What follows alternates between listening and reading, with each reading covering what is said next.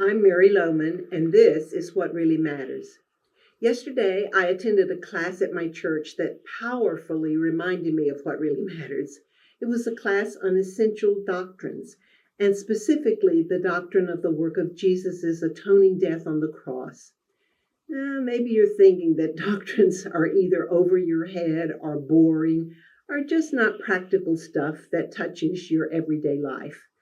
But let me assure you that as a Christ follower, it really matters that you have a good understanding of doctrine, because that is simply the foundation on which your faith is built.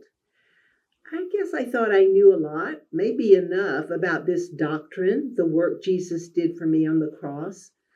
But I was moved more than I can say as we once again went through the detail of what Jesus did for me because he paid the debt I owe. I was reminded of the short verse from 1 Corinthians 2, where Paul said, "For I resolved to know nothing while I was with you, except Jesus Christ and him crucified."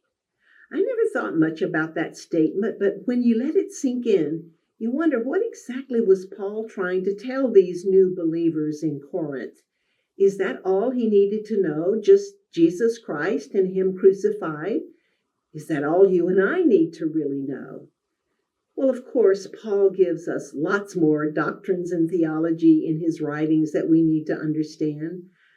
But I realized anew what I need in my everyday life is to continually rehearse the incredible truth that Jesus came to give his life as a ransom for many, for me. Peter wrote that we've been ransomed from the futile ways of our former lives.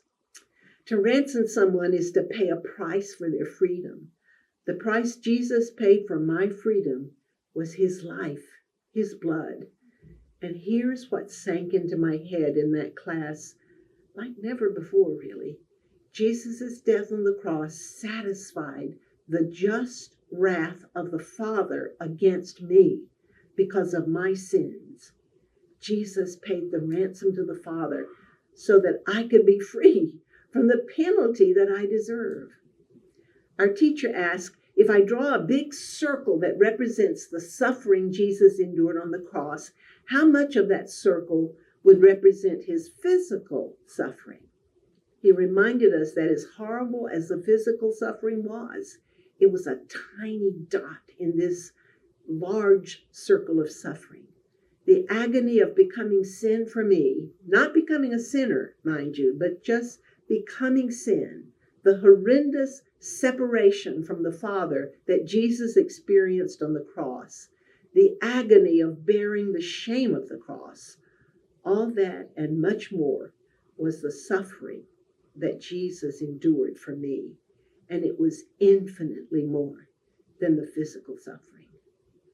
I know I'm not doing justice to this incredible doctrine, but I came away determined to daily remind myself of Jesus' atoning death on the cross, not because I want to be a great theologian, but because this doctrine needs to permeate my daily life, keep me focused on what really matters, and make my love for Jesus more and more. The old hymn keeps running in my mind. The words are old-fashioned, but one verse begins, "Teach me to love thee as thine angels love, one holy passion filling all my frame." That's what really matters to me today. I pray it will matter to me more and more each day.